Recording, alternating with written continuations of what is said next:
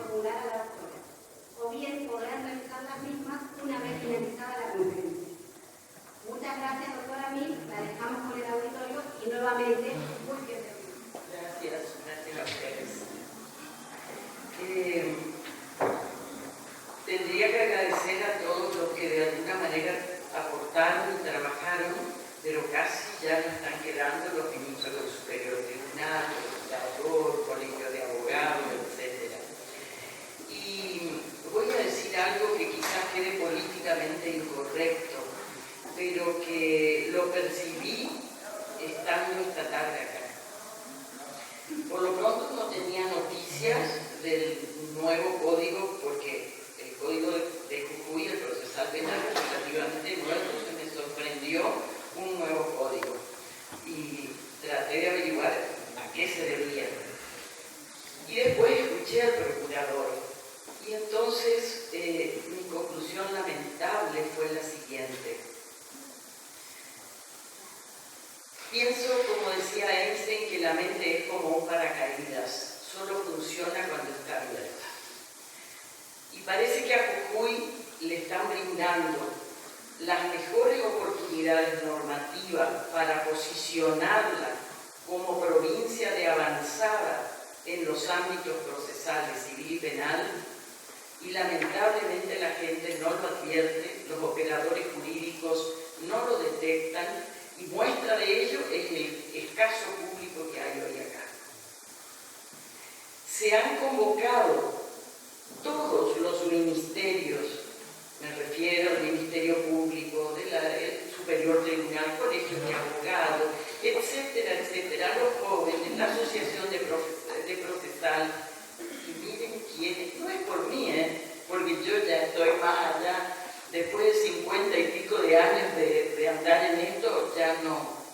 Es porque duele darse cuenta la falta de interés que hay en cambiar lo básico y esencial que es el funcionamiento del Poder Judicial.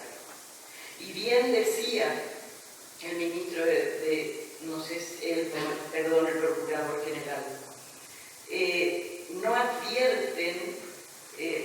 Una pregunta me dio, dije, no leyó el código, alguien que preguntó, no advierten lo importante que es la herramienta de los medios alternativos. Y no conozco las estadísticas de acá, pero es casi a nivel nacional que digamos, con suerte, un 5 o 6% de las causas que ingresan al sistema terminan con sentencia. Llegan a juicio.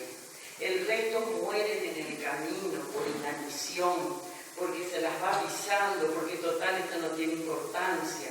Y la gente siente la sensación de injusticia, la impotencia de no haber resuelto su problema, la no respuesta de la autoridad. Y eso es muy malo. Pero bueno, en fin, es lo que hay. Ojalá que lo adviertan y puedan volver sobre sus pasos. Por eso dije, puedo sonar políticamente incorrecta. Y ahora voy a lo mío. Es el primer tema que se va a desarrollar en el Congreso Nacional de Derecho Procesal en septiembre, en Mendoza, 1, 2, 3 de septiembre, cuya mesa presido, y que vamos a tener dos ponentes de lujo, el doctor Cafera Tanores y Daniel Pastor. Yo simplemente la voy a presidir como, digamos, presentadora y una mínima y breve síntesis, pero para esto trabajé bastante y ¿saben qué?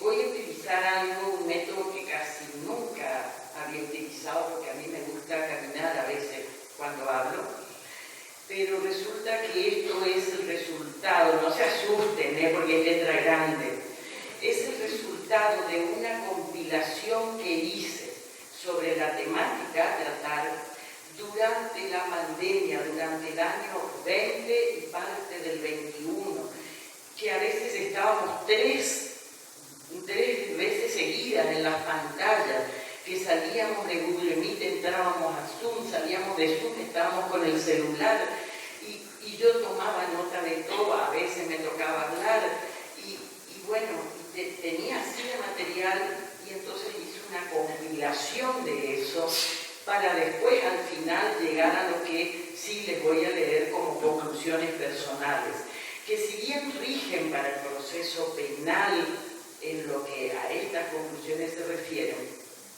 yo creo que tanto el tema de la oficina judicial como el tema del uso de los medios telemáticos sirve para todo. Así que por eso es que casi todo, buena parte lo voy a leer. Decía Albert Einstein, la crisis es la mejor bendición que puede sucederle a las personas y países, porque la crisis trae progresos. La creatividad nace de la angustia como el día nace de la noche oscura. La historia de la humanidad nos ha mostrado que más allá de los grandes acontecimientos de cualquier naturaleza que hayan ocurrido, todo siguió andando, el mundo no se detuvo. Repaso rápidamente a qué me refiero, aunque creo que todos los que estamos acá sabemos de qué está, pero nunca nos detuvimos a pensar. La caída del Imperio Romano de Occidente en el 476 significó el inicio de la Alta Edad Media con la conformación de estados con mejores formas de gobierno y órdenes jurídicos que supuestamente iban a responder a las normas básicas de respeto a las personas. Lamentablemente, con el paso de los siglos, significó el camino al oscurantismo y a las crueldades de la Baja Edad Media, que se constituyó en el germen del gran movimiento revolucionario francés de 1789, del cual Marianne, arriba de su corcel, gritaba libertad, igualdad, fraternidad, con fuertes ecos en nuestro continente. Las revoluciones industriales, la primera a partir de 1820 y la segunda en 1870, hicieron creer a quienes las transitaron que el reemplazo del trabajo humano por el de las máquinas acarrearía la debacle económica del mundo occidental como consecuencia de la desocupación que traería aparejada. Fue en parte la razón de la ola inmigratoria hacia América. Sin embargo, todo se reacomodó o se reconvirtió. La Segunda Guerra Mundial, que al concluir en 1945 dejó detrás una verdadera hecatombe en el viejo continente, con importantes secuelas en pérdidas de vida e implicancias económicas también en países americanos, porque a veces nos olvidamos que no solo Estados Unidos aportó hombres y dinero, Panamá, Cuba, Brasil, México, Colombia, Venezuela, a lo último Argentina, Uruguay, Chile también tuvimos de alguna forma participación en este evento. Y el mundo no solo siguió andando, sino que en el ámbito que nos compete, advertimos que los más eminentes juristas de ambos lados del océano unieron sus intelectos privilegiados, dando paso muy rápidamente al alumbramiento de la normativa sobre los derechos humanos de primera generación, ese corpus iuris de primera generación, y enseguida los organismos europeos y americanos necesarios para su efectiva aplicación. Las tercera y cuarta revoluciones industriales a partir de la segunda mitad del siglo pasado, 1950, comienza este movimiento que hoy se nos avanzó de golpe, marcadas a fuego por el desarrollo de las tecnologías de la información y las comunicaciones electrónicas, las TIC, y la consecuente aplicación de la inteligencia artificial. La cuarta, llamada también Revolución 4.0, tenía una proyección que llegaba hasta fines de la tercera década de este siglo, es decir, hasta 2030.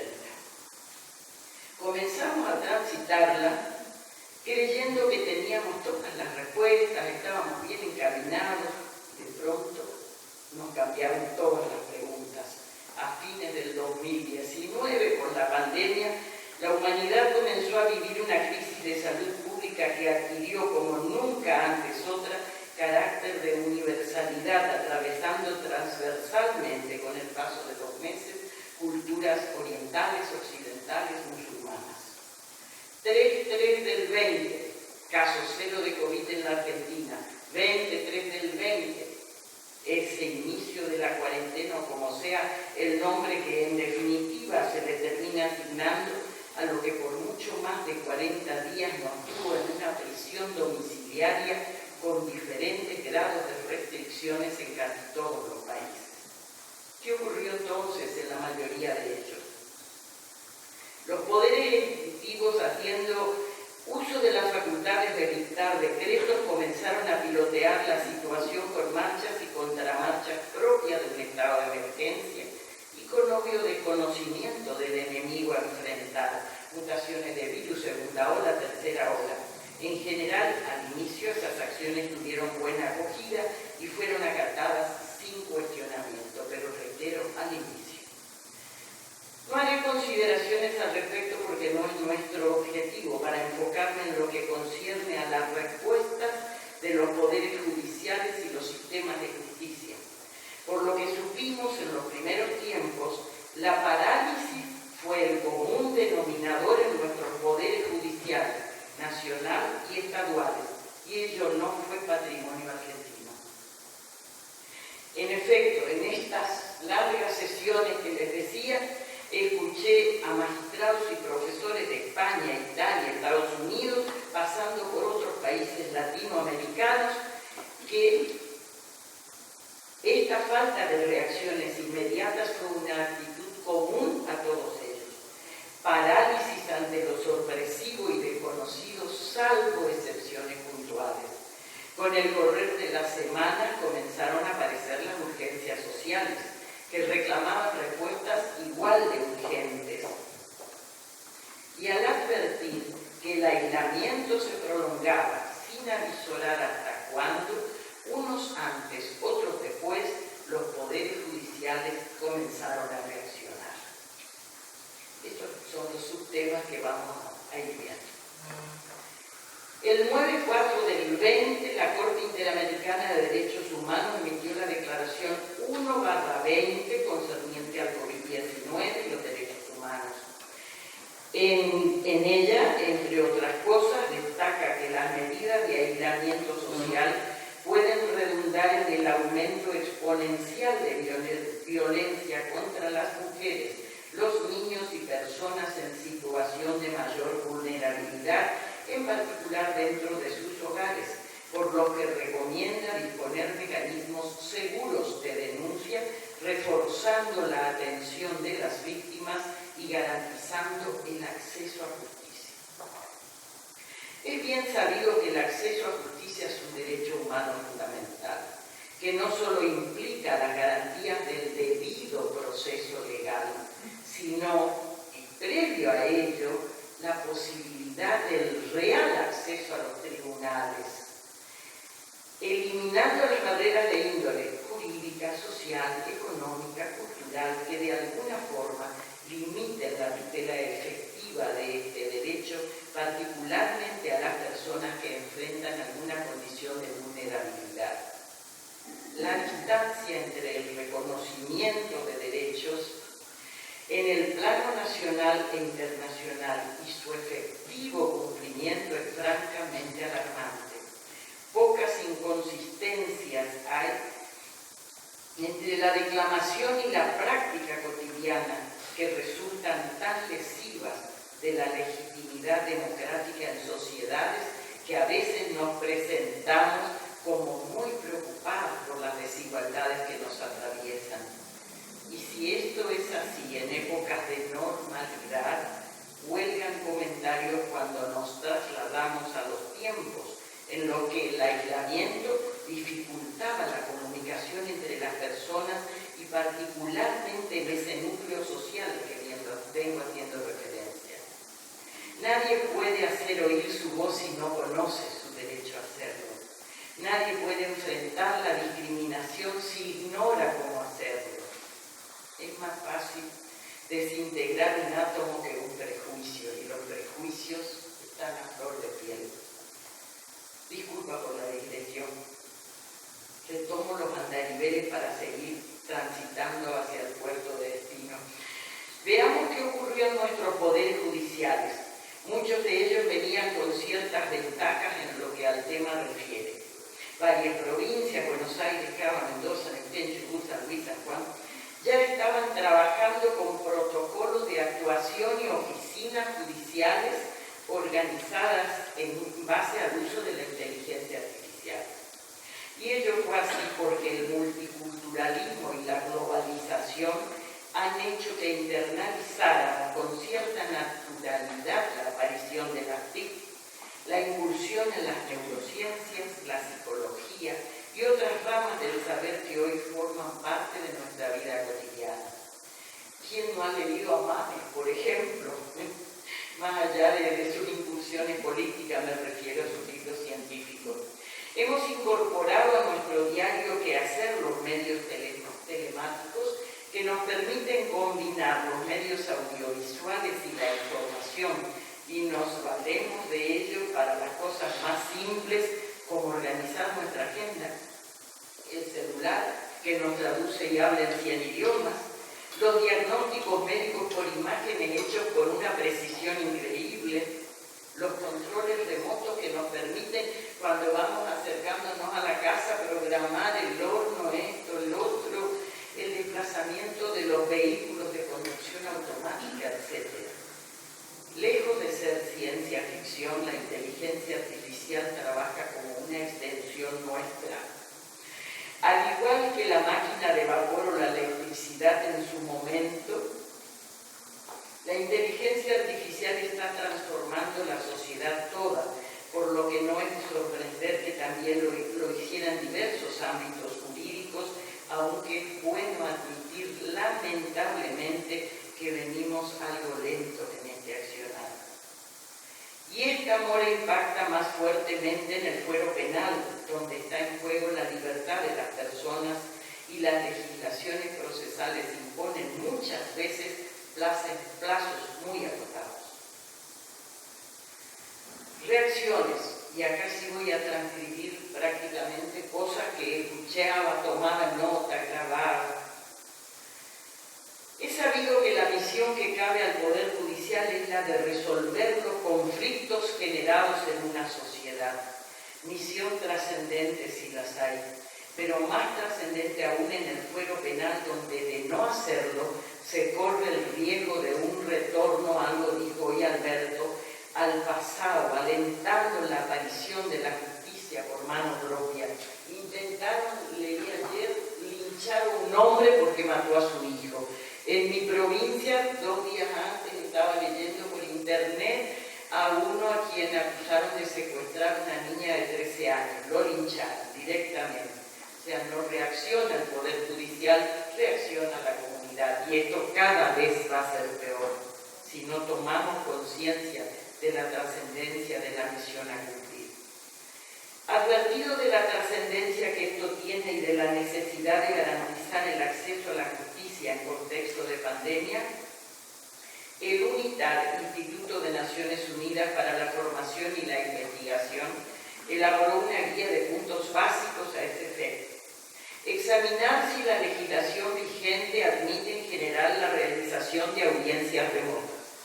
Si así fuere, pero existen limitaciones de algún tipo, ver la posibilidad de que sean suspendidas por lo menos mientras sea necesario.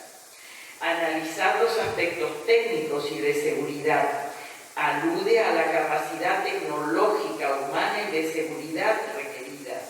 Se debe atender al tipo de plataformas de Internet usadas para las videoconferencias, la revisión del hardware, el software, para garantizar que todos los participantes tengan acceso a una tecnología adecuada. Encara obviamente lo concerniente al acceso a justicia a través de un debido proceso o proceso justo, haciendo hincapié en el hecho que el uso de los medios telemáticos garantice que así se logre. Efectuaré un rápido paneo de reacciones y opiniones que se fueron dando de manera individual por jueces, fiscales, defensores en nuestro país y en otros por cortes provinciales, nacional, en referencia puntual al fuero penal, y que nos dejan en evidencia un amplio espectro de alternativas respecto de las que obviaré algunos comentarios personales. El 22 de mayo del 2020 se tuvo condenó a muerte a un ciudadano malayo por tráfico de drogas y lo hizo a través de la videoconferencia realizada por la app Zoom. ¿Ustedes se imaginan? Bueno, dije que no iba a hacer comentarios personales. Ha muerto. Poco después de una de las tantas jornadas virtuales que se hicieron ese año, una jueza de Zapala sostenía que el juicio virtual es un verdadero éxito de taquilla, que todos se enganchan, que se pueden hacer siempre que no se traten de jueces inviables, dado que las extensas distancias que hay entre las localidades patagónicas lo justifican plenamente. También realizó juicios transmitidos por YouTube, aunque tuvo algún planteo de las defensas, o sea, con celular en mano. Juicios penales. En el mismo evento, un profesor y magistrado del Chaco sostuvo que no advierte objeciones para realizar juicios virtuales siempre que estén garantizadas condiciones óptimas de conectividad y que no le parece se vulnere ningún tipo de garantías, aunque no lo cree posible en el caso del juicio por jurados. Vaya paradoja. En noviembre del año pasado, del 2021, el Poder Judicial del Chaco tuvo un ataque a su sistema informático por crackers, o sea, piratas informáticos que exigieron en criptomonedas el rescate de su sistema informático. O sea, el profesor chileno Holman cree que ante situaciones excepcionales se debe tratar de ir solucionando los casos de manera puntual, sin esperar leyes que los resuelvan, porque eso llevaría a paralizar el sistema de justicia penal. Sin embargo, estima que es imposible respetar todos los principios del debido proceso y a la vez garantizar que el juzgador tenga una información de la mejor calidad. Un conocido profesor y defensor oficial sostiene que en general las decisiones tomadas en audiencias virtuales van en detrimento del imputado aún en cosas simples como la fijación de fianza. Que el control cruzado de las partes y el examen de los testigos y peritos no es igual en un espacio físico común que con ellos en su casa o en otra sala. Lo rechaza totalmente para el juicio por jurados. Conste, estas son expresiones recogidas del mundo académico nuestro. Después diré mis conclusiones al final. A su turno, Binder, también en una de estas reuniones virtuales, sostuvo que no se puede realizar por Zoom si se piensa el juicio como ritual de pacificación entre las partes o con la sociedad. Hoy lo dijo. Se pregunta, si queremos juntarnos para un casamiento o un velorio, ¿por qué minimizamos la importancia de estar juntos para un juicio? No puedo tolerar esta merma de garantías. Y agrego un ejemplo vulgar. Para los que les gusta el fútbol, y qué decir si son boquenses, que suelen ser bastante fanáticos, pregunto o pienso, ¿no? Es lo mismo estar en la casa mirando un partido Boca River en el televisor y gritar el gol que le da el campeonato, o estar en la cancha de Boca o de River con la camiseta puesta. No lo sé, pero bueno. Mis nietos me dieron la respuesta. Otro ejemplo leído en no quiere decir esto que yo estoy en contra de las audiencias virtuales, lo vamos a ver al final, simplemente para pensarlo. Leí un reportaje a José Luis Fernández, el autor de Vida Mediática. Dijo en mayo del año pasado, los jóvenes hipermediatizados arriesgan la vida para verse cara a cara. Y díganme si no se escapaban en corriente, cruzaban en canoa de Resistencia a Corrientes para juntarse, porque en Corrientes la movida a la noche, no en Resistencia, en canoa se cruzaban. O sea, ¿por qué lo harían? Por una simple juntada y no por ese instinto humano de topeteo, no sé. Retomo. Escuché decir a Harry Dorfman, un juez de San Francisco, California, quien se señaló que en marzo del 2020 se suspendieron todos los juicios penales, se reanudaron en agosto, pero no fue el caso de los juicios por jurados. Señaló algunas dificultades que los hacían en su criterio inviables: la selección de los jurados, la impartición de las instrucciones, el debate de los jurados con las máscaras, aunque sean transparentes, pero a distancia, etcétera, etcétera. Jorge Morel, abogado español experto en Internet, advierte: los juicios presenciales son públicos, salvo excepciones puntuales, pero claro, no se puede poner en streaming o en YouTube para que lo vea todo el que quiera. Sería una locura, dice él. En España, algunos juzgados otorgan claves y credenciales para ingresar a sus plataformas. En una impecable conferencia por streaming brindada por Café Nores en el marco de la Asociación de Profesores de Procesal Penal, decía: la fase del juicio propiamente dicho, es la que recibirá el mayor impacto en su tránsito desde la inmediación en sentido propio, o sea, la presencial, hacia las nuevas formas de inmediación a distancia, a las que llaman teleinmediación o ciberinmediación. Estas nuevas formas afrontarán inicialmente una fuerte demanda en lo tecnológico y procedimental para procurar mantener las virtudes de la presencialidad, la fiel percepción de los aspectos verbales y no verbales de lo que en el debate se haga y se diga, propio de la inmediación, y el útil ejercicio del derecho de confrontación propio del contradictorio, virtudes que pueden quedar más satisfechas con la inmediación clásica. Casal, recordó Caferata, el fallo, relativizó significativamente la hasta entonces pétrea importancia absoluta de la inmediación presencial, lo que seguramente incidirá en la discusión que se dará sobre la ciberinmediación. No voy a dar la definición que dio porque es muy larga el ciberjuicio. Objeciones vertidas en otra reunión, estas que presenciamos por streaming. Raúl Caferra, defensor público, decía: existe la publicidad de los actos de gobierno, pero primero está el derecho a la vida. Si la transmisión de una audiencia pone en riesgo a un imputado, yo me voy a oponer. Otra jueza decía: el acceso a la información es un derecho humano fundamental. En el caso de las audiencias, el principio es la máxima divulgación. Si como jueza lo voy a restringir, tengo que hacerlo en una resolución fundada. El fiscal jefe decía, Obey: lo ideal es transmitir todo por streaming, como ya están haciendo algunas ciudades del interior de Neuquén. Todo debe ser público, que es lo que dice el código.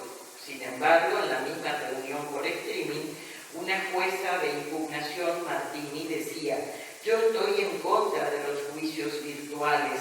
Las audiencias en las que se produce prueba tienen que ser presenciales, con los jueces y el público ahí viendo lo que pasa. Gustavo Oyarzún, defensor público de Chubut, planteó uno de los temas más desafiantes. ¿Hasta dónde llega el principio de publicidad? ¿Es irrestricto para todas las personas que quieran conocer la imputación, la imagen del imputado, llegando a través de un link? ¿El imputado tiene derecho a oponerse a esa difusión irrestricta? Se pregunta si esa es la misma publicidad de la que habla el código, y se respondió: creo que no. Allí hay un gran tema a debatir, ¿no? Hace bastante tiempo y en contextos de sobreexposición como los que se viven en la actualidad, y sobre todo con la pandemia, se habla de un nuevo derecho humano que es el derecho al anonimato. El juez de Campana, Bernardo Campana, juez de Bariloche, opinó que realizar un juicio oral a través de Zoom no entraña ninguna afectación a las garantías ni a la tarea de los jueces. Cada caso es diferente y como puede existir indefensión o falta un debate presencial, también puede ocurrir lo mismo en una audiencia virtual. Coincidió con él una jueza Alejandra Alcázar, voy a tratar de ir más rápido. Leonel González, que todos conocemos, dijo: mejorar la calidad de los juicios no se vincula con el formato en el que se desarrollan, sino con debates que ya vienen de varios años, como es el fortalecimiento de las técnicas de producción y control de la información del juicio oral, y otros que resurgen en la actualidad, como la necesidad de desarrollar prácticas más rigurosas en los juicios de credibilidad. Oficina de Gestión.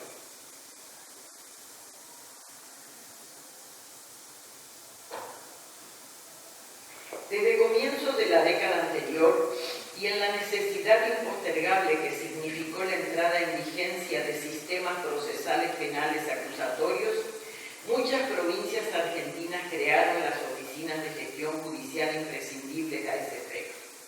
Los expedientes comenzaron a digitalizarse, reduciendo paulatinamente el uso de papel. De paso, cortamos árboles. La realidad geográfica del sur de nuestro país fue también determinante para la puesta en marcha de este tipo de prácticas, que con el advenimiento de la pandemia se comenzaron a generalizar en otras regiones más reticentes para su uso. Así, la provincia de San Luis dice estar totalmente despapelizada desde 2017 en todos los fueros e instancias. En materia penal, puntualmente, dice que los sumarios policiales se pueden visualizar de manera electrónica por los magistrados y funcionarios intervinientes desde cualquier rincón de la República. La Constitución local consagró como derecho humano el acceso a la justicia tecnológica. Mendoza dictó la ley 9040 de creación del fuero penal colegiado en el Poder Judicial, tanto en los juzgados como en los tribunales. Desde entonces, la Oficina Judicial, en convenio con la UTN, comenzó haciéndose cargo de la agenda de los jueces, algo de lo que dijo Binder hoy, que contemplaban más de 100 audiencias diarias para avanzar enseguida en otros temas más trascendentes. Aclaro que hay oficinas judiciales con sistemas informáticos muy sofisticados que tienen carácter sustancialmente administrativo. Tal es el caso de la Oficina de la Justicia Federal de Salta, con delegaciones acá en Jujuy. Es una oficina de asistencia a la función judicial que trabaja con carpetas virtuales, puertas abiertas, atención remota. Tiene a su cargo todo tipo de notificaciones y trámites administrativos. El objetivo fundamental es que no se suspendan los actos judiciales porque la notificación no llegó a tiempo, etcétera, etcétera. Hoy nadie duda que un adecuado gerenciamiento es clave para el buen desempeño de los poderes judiciales. Ya en el 2008, el entonces presidente de la Corte, Lorenzetti, decía: es necesario trabajar en la gestión y en la informatización del sistema, siempre acompañado de una política de calidad y de enfoque hacia la cultura interna del Poder Judicial. Hay que entusiasmar a jueces y empleados. Sin ellos no hay cambios posibles. La gestión judicial es la actividad que engloba no solamente la gestión de los expedientes, donde luce el elemento típicamente procesal relacionado con el trámite de la causa, sino la coordinación de los factores humanos y técnicos que intervienen en el proceso de administrar justicia, plano en donde lo estrictamente procesal se entremezclan, algo lo dijo hoy Alberto, con otras disciplinas como la informática, administración, liderazgo, sociología, psicología, economía, ergonomía. A no dudarlo, la primera de ellas, la informática, constituye el meollo en esta cuestión, y la esperanza se centra en las nuevas generaciones que seguramente estarán al frente de estas oficinas de importancia nuclear para un óptimo funcionamiento de nuestros poderes judiciales. El uso de la informática. No es nueva la idea de recurrir al auxilio de la informática para garantizar el servicio de justicia. Lo que quizás avanzar en un uso exponencial de los medios telemáticos disponibles, y ello no es extraño. El hacerlo trae aparejado costos importantes que deben erogarse por parte de los poderes judiciales con presupuestos normalmente mucho más reducidos que los de los otros poderes. Necesidad de capacitación del personal integrado por mujeres y hombres que, aunque jóvenes, muchas veces no tienen la mejor disposición para hacerlo. Es lo que decía hoy en la mente como un paracaídas. Si no la vimos, por más jóvenes que sean. Posibilidad de armonizar sistemas informáticos con las legislaciones procesales vigentes. Bueno, ustedes están en las mejores condiciones. Necesidad, como en el orden nacional, de atender a la compatibilidad entre los posibles sistemas a usar por el Poder Judicial y los ministerios públicos. Pero y por sobre todo, la importante toma de decisión político-judicial por parte de la cabeza de los respectivos poderes judiciales estaduales y nacionales. Y esos poderes judiciales no pueden perder de vista la trascendencia del tema, porque hoy es bien sabido que la información es la materia prima de la que está hecho el proceso judicial.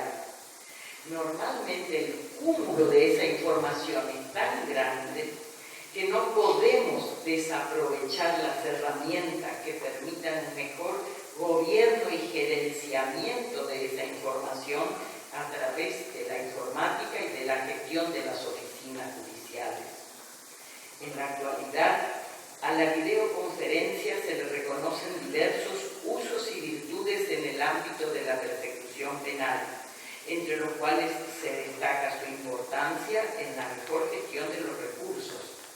La utilización de esta herramienta puede disminuir considerablemente el número de audiencias suspendidas, de procedimientos abandonados por falta de ratificación de las imputaciones hechas oportunamente o como consecuencia de la imposibilidad de testigos, de víctimas, de concurrir a declarar en los lugares de realización del juicio.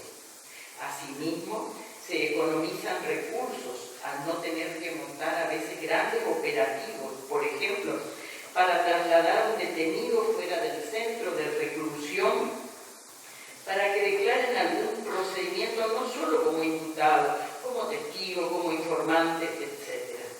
La utilización de este sistema contribuye al mejor y mayor cumplimiento de variados fines dentro del proceso penal, como la protección de testigos y víctimas, que muchas veces, producto del temor que les infunde tener que encontrarse con su agresor, deciden abandonar el proceso o poner obstáculos para su participación en él. En definitiva, su utilización, y esto es fundamental, permite acortar la brecha entre los medios tecnológicos de que disponen, por una parte, los entes persecutores y por otra, las organizaciones delictivas transnacionales que corren varios metros adelante. La videoconferencia se caracteriza por ser integral, interactiva, sincrónica. Integral, ya que permite el envío de imágenes, personas, video, multimedia, sonidos, voz de alta calidad, música, datos, ficheros automáticos, bases de datos. Interactiva, permite comunicación bi y multidireccional en todo momento. Sincrónica, es decir, en tiempo real, permite en vivo y en directo desde un punto a otro o entre varios puntos a la vez. Se puede decir entonces que la videoconferencia es una especie de reunión a distancia de dos o más personas efectuadas gracias al sistema tecnológico del mismo nombre, el cual produce un intercambio bi o multidireccional de imagen y sonido, permitiendo una comunicación en tiempo real y prácticamente en las mismas condiciones que se darían si los interlocutores estuvieran en el mismo punto geográfico. Otro autor define la videoconferencia como aquella herramienta virtual que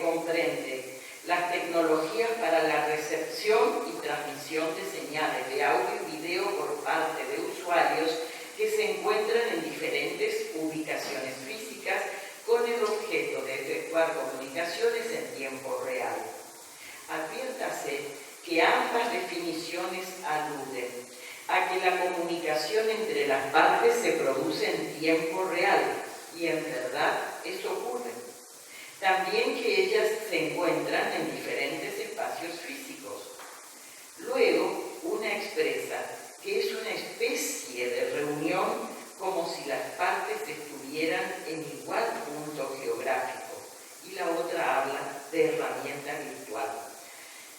O sea, que queda muy en claro que en ambas está frente a una ficción, una apariencia de realidad, o quizás mejor sea decir, una realidad virtual, porque el entorno generado mediante la tecnología informática crea en el usuario la sensación de estar inmerso en él, permitiendo además la incorporación de objetos reales. Cuidado con esto, tal sería el caso de la incorporación de elementos probatorios. Hoy yo pensaba decirle, por ejemplo, si alguno vio la exposición de Van Gogh, la exposición en Buenos Aires, pero resulta que acá el colega me contó que estuvo en la NASA y bueno, ya me quedé abriendo los ojos y escuchando de qué se trataba esto del 4D. Bueno, sigo. El advenimiento de la pandemia y la forzada migración de lo presencial hacia lo telemático en la mayoría de los ámbitos de la vida profesional, social, académico, familiar, pusieron en el centro de la escena algunas cuestiones que, si bien anteriormente ya existían, ahora adquirieron un protagonismo inusitado. Indudablemente, las videoconferencias entran en esta categoría. A nadie escapa que el uso de los medios telemáticos, imagen, sonido, movimiento, combinados con la información, ha cambiado el ritmo de nuestras vidas en todos los aspectos que miremos. La tecnología analógica es rápidamente superada por el sistema digital, mucho más preciso, que permite almacenar toda la información de manera más eficiente, con mayor calidad y con la posibilidad de recuperarla con más exactitud y fidelidad. La gran transformación tecnológica, cultural y jurídica se acentúa en nuestro país con el marco legislativo brindado por el Código Civil y Comercial de la Nación, que privilegia la libertad de las formas y soportes para dar certeza a un documento, el que junto con la Ley 25.506 de firma digital conforman un plexo normativo detallado sobre el valor jurídico de los documentos digitales y de la firma digital. El uso de esto en el proceso penal. El modelo acusatorio adversarial, bajo los principios de oralidad, inmediación, contradicción, continuidad, publicidad, se distingue de los otros precisamente por la forma en que se genera la información procesal y el modo en que los actores y operadores intervienen en las distintas fases y audiencias, privilegiando un modo interactivo, equitativo y serio de análisis que permite a las partes ofrecer argumentos, respaldarlos, entregar a las contrapartes esas mismas informaciones, de modo de garantizar el control de ellas por todos los intervinientes, ofreciendo en simultáneo a los que deben adjudicar la solución del caso una perspectiva amplia, permitiendo a los jueces conocer la pretensión de cada interesado y al mismo tiempo la confrontación de la información ofrecida por ellos, evaluando y ponderando su nivel de confianza, seriedad, calidad y sustentabilidad, algo de lo que dijo hoy el señor fiscal y de lo que dijo Alberto. No me detendré aquí en un análisis del significado de conceptos que todos manejamos, mediación, publicidad y demás, para tratar de establecer si los mismos son satisfechos cuando pretendemos adentrarnos en lo que significa la realización de un juicio penal a través de videoconferencias, para que, de aceptar esta posibilidad, ver si podemos establecer cuáles serían los requerimientos mínimos para afirmar que se cumplimentan las garantías de un debido proceso penal. Para ello es menester partir de las instrucciones hechas por la Unión Internacional de Telecomunicaciones, UIT, que es la organización más importante de la ONU en lo concerniente a las tecnologías de la información a las TIC. Voy a citar solo dos para tomar conciencia de la magnitud en esto que nos estamos involucrando, ¿no? Para realizar una videoconferencia se deben tener en cuenta una serie de exigencias para que la comunicación entre las terminales no tenga inconvenientes. Entre los principales requerimientos, la recomendación H321 sobre videoconferencias dice: se encuentra la necesidad de atender a la percepción de la señal de video, la caracterización de la fuente de video, el esquema de codificación, la multiplexación, la variación de retardo, la sincronización de la señal de video, la posibilidad de pérdida de la información en la red, la calidad de video, etcétera, etcétera. Y les leo la segunda, porque concierne a las videoconferencias en relación a la justicia, que es la recomendación H323. Resalta la necesidad de garantizar el ancho de banda correcto acorde a los requerimientos de cada caso. Destaca los inconvenientes que pueden derivarse por el uso de una dirección IP.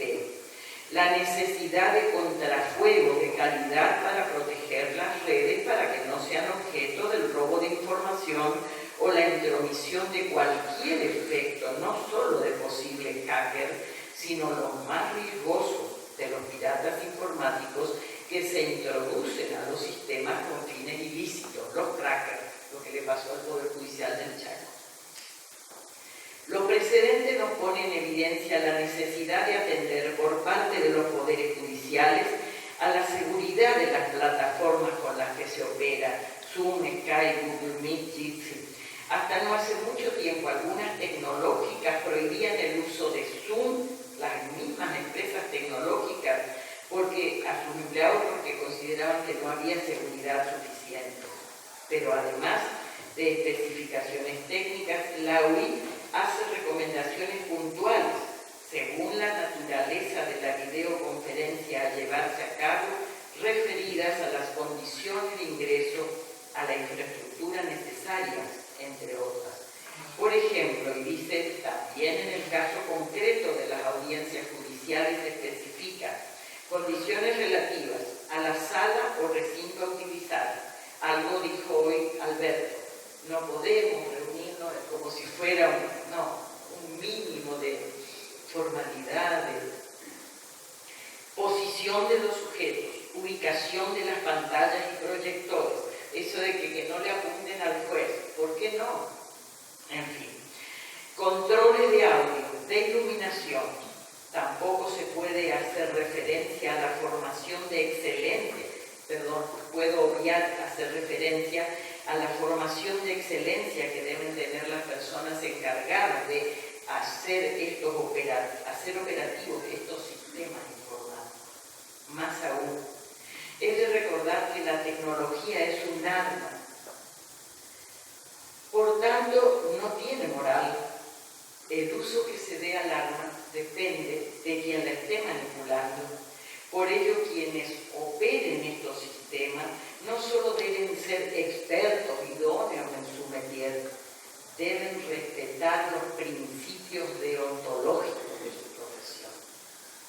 Tengo para mí que estas y otras especificaciones que aparecen como exigencias mínimas para poder migrar del formato de juicio penal presencial a otro remoto o virtual, o semipresencial o híbrido, no serán de fácil cumplimiento. Y también sabemos que la rueda de la justicia debe seguir girando, aunque no sean máximas condiciones de excelencia. Hay algunos juicios penales que por su naturaleza o en virtud del acuerdo de las partes se pueden desarrollar de manera virtual o remota, o bien híbrida o semipresencial. juicio que por la entidad de lo debatido o de las pruebas que se presentarán pueden ser parcial o totalmente asimilables a las audiencias de la fase de investigación. Son juicios o secciones de la audiencia que lo conforman, donde predomina la examinación de registros, donde las partes traban debates sobre aspectos normativos o dogmáticos. O sea, ahí no habría mayores inconvenientes, sin perjuicio de la naturaleza del debate o de las pruebas por rendir y del acuerdo de las partes, sumada a la quiesencia expresa e informada del acusado. Corresponde siempre al tribunal de juicio resolver el agendamiento de un juicio virtual o híbrido en reemplazo de uno presencial mediante la realización de lo que se ha dado en llamar audiencia de coordinación, que permita el encuentro entre las partes y el juez para sentar las bases para el juicio. El propósito de la audiencia de coordinación previa al juicio oral penal, virtual o híbrido es el de establecer y explicar cómo se llevará a cabo cada audiencia, incluyendo la discusión sobre algunos puntos como requisitos técnicos mínimos de conformidad con los protocolos aplicables, identificación de la prueba a ser presentada de manera presencial y la prueba a ser presentada de manera virtual, identificar dónde se ubicarán los testigos a comparecer virtualmente para verificar que se cumplan las normas procesales y las sanitarias si de pronto correspondieren, familiarizarse con normas aplicables a la celebración de audiencias híbridas como el juramento, la ubicación, el encuadre de las cámaras, las contingencias como pérdida de señal o de audio, la exposición de objeciones a cualquier determinación del juez respecto de estos temas indicados antes. Finalmente, cualquier otro asunto que pueda impactar la forma en que se llevará a cabo la audiencia. El ítem segundo, por eso dije atención a esto, el de la identificación de la prueba a ser presentada. Es una cuestión de trascendencia vital en la suerte de todo juicio, por lo que habrá que hacer foco en él de manera prioritaria. No me acuerdo si fue escuchándolo a Alberto o a quién, pero me vino a la mente esta frase que había escrito yo acá de Mark Twain. No sé ni dónde ni cuándo la leí. Si es un milagro, cualquier testimonio es suficiente, pero si es un hecho, es necesario probarlo. De la prueba se trata, justamente de esto. De hacer posible que en estos tiempos en que la despapelización se ha constituido en un objetivo del mundo judicial, gubernamental, empresario, se puedan gestionar desde su inicio, desde el origen, todo tipo de documento en formato digital, lo que ha significado un cambio de paradigma en relación al tradicional concepto de documento. En toda audiencia, pero particularmente en el debate de los sistemas adversariales, es casi dirimente la información que puedan brindar peritos y testigos. De allí la importancia que adquiere su presencia en vivo y en directo ante los jueces, ante los jurados, para que sus declaraciones proporcionen aquello que siempre reclama Leonel González, una información de calidad al juzgador, sea jurados o jueces técnicos, para brindar la mejor respuesta al justiciable. Se me puede decir que sus dichos no variarán, que serán los mismos si es de manera presencial o de manera virtual. Es posible. Pero lo que no podemos ignorar es que los sistemas de comunicación dentro de las sociedades humanas no están compuestos solo de la palabra hablada, que el germen del lenguaje y del pensamiento lo encontramos en los signos, que por propia definición tienen una carga informativa de naturaleza diversa. La semiología nos explica cómo, a través de los 5 sentidos y de la inteligencia, se desarrollan dos actividades nucleares, la actividad de producción y la de recepción. Mi pregunta es, ¿será que estas dos actividades se producen e impactan de la misma forma cuando los sujetos están frente a frente, face a face, digamos, que cuando están en espacios físicos diversos y casi como actuando frente a una cámara, a ver cómo estoy y a ver qué voy a decir? Cada uno sacará efecto de su propia respuesta. Está fuera de toda duda que la inteligencia artificial adquirió un carácter casi diría intrusivo en nuestra rutina diaria y, como dije, en todos los ámbitos, aún en el lúdico. ¿A qué punto esto es así? Que una tradicional institución cultural que data de comienzos del siglo XVIII como la RAE acaba de designar a la doctora en informática e inteligencia artificial, doña Asunción Gómez Pérez, para ocupar el sillón Q minúscula que se encontraba vacante. Y dijo en un reportaje que veía hace poco la doctora Gómez Pérez, los recursos lingüísticos pueden proporcionar riqueza a las aplicaciones de inteligencia artificial, pero al mismo tiempo las aplicaciones de inteligencia artificial pueden ayudar a los filólogos y a los lexicógrafos a estudiar la lengua para hacer su trabajo más eficaz y eficiente.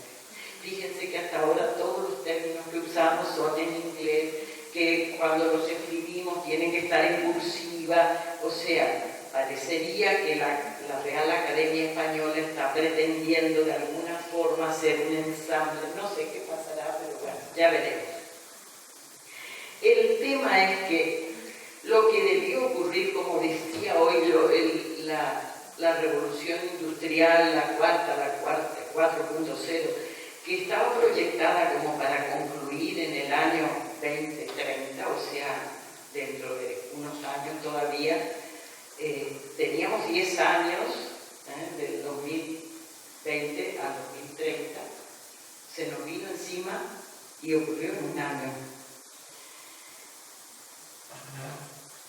Este salto fue quizás lo que provocó tantas improvisaciones, ajustes, desajustes, que hoy nos obligan a reflexionar y sacar conclusiones respecto del uso y abuso que de los medios telemáticos se ha hecho en el afán de rescatar a la justicia de todos los fueros de la parálisis inicial en la que se vio inmersa. Son justamente estos pensamientos contrafácticos los que nos permitirán advertir nuestros errores y aciertos en vistas a proyectar un mejor porvenir. Intentaré esbozar mis propias conclusiones con una advertencia necesaria. Al estar alejada hace varios años de la justicia y algunos menos de la academia, me olvidé que lo tenía acá. Lógicamente, quizás no sean las mejores conclusiones porque la simbiosis que se produce de esas dos actividades tiene un valor, un plus inexorable. Y bueno, yo estoy un poquito ya distanciada. Estas son mis propias conclusiones, ¿verdad? Después de todo lo que escuchamos, que ocurrió y que vimos, que leímos en estos 2 años. El uso de los medios telemáticos deviene hoy imprescindible para una mejor y más rápida administración de justicia, particularmente en la implementación del proceso penal adversarial. Atento a que este tipo de proceso se caracteriza por su desarrollo en fase y por la posibilidad de aplicar alternativas previas al juicio propiamente dicho, habrá que hacer distinciones en tal sentido. No advierto impedimentos para la realización de las audiencias preliminares en la fase de la investigación, siempre que se garantice la posibilidad de acceso a un abogado defensor cuando éste sea requerido por la persona imputada y así corresponda. También podrán tramitarse en estas condiciones los juicios de flagrancia, abreviado, suspensión de juicio a prueba,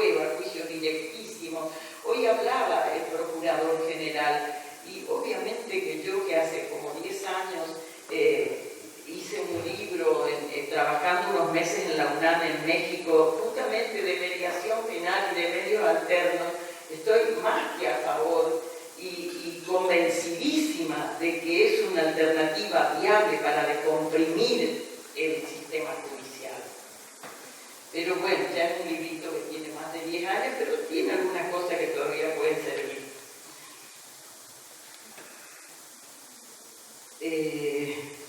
¿Dónde estamos? Haciendo este tipo. No, me perdí. No advierto impedimentos, esto ya lo leí, ¿no? Para la realización. ¿Vuelvo para atrás? 5, perdón.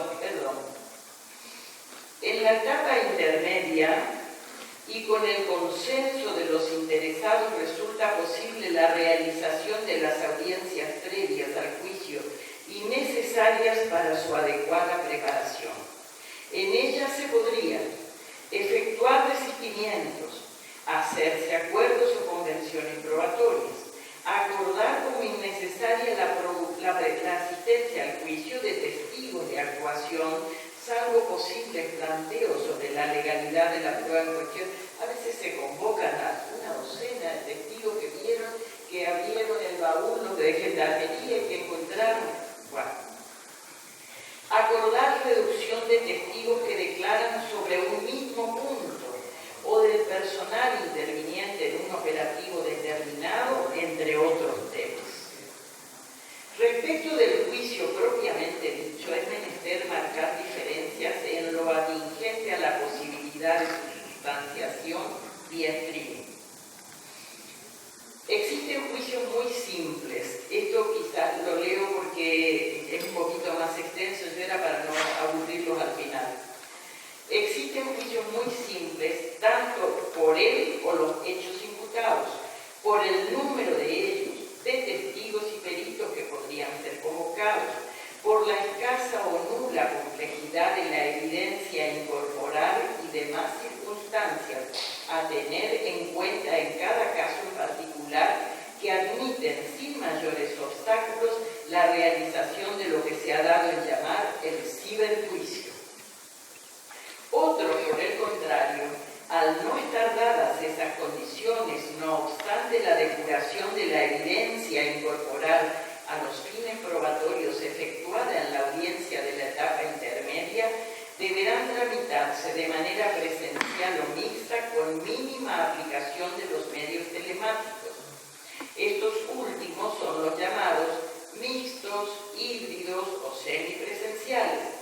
Es probable que la investigación y esclarecimiento de algunos ilícitos exijan mayor sofisticación por tratarse, por ejemplo, de evidencia digital transnacional y en consecuencia su complejidad excederá las posibilidades del ciberjuicio.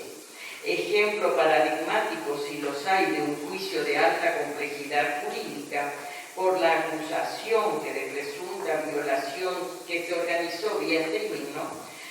Fue la acusación que por violación se hizo al actor Juan D'Artes en noviembre del 2021. Fiscalías de Nicaragua, Argentina y Brasil impulsaron la acción ante tribunales brasileños. El juez aceptó la acusación del presupuesto abuso cometido en Nicaragua en 2009. 11 testigos desfilarían de forma remota. No podemos todavía sacar conclusiones porque por planteo de procedimiento ha sido suspendido, por lo menos por ahora. Finalmente, creo de casi imposible realización por plataformas virtuales los juicios por jurados populares. Debe de ir concluyendo. Un metaanálisis, porque si no, no va a quedar nadie. Un metaanálisis hecho en retrospectiva, o como se dice vulgarmente con el diario del lunes, de lo vivido entre el 2020 y el 2021, nos impone repensar nuestro pasado inmediato, con sus marchas, contramarchas, pruebas, errores, rectificaciones, para tratar de encontrar el camino que nos lleva al puerto correcto. Dijo Einstein, las crisis traen progreso, así empecé, ¿no? Sin embargo, humildemente y con todo respeto, creo que no todo es blanco y negro,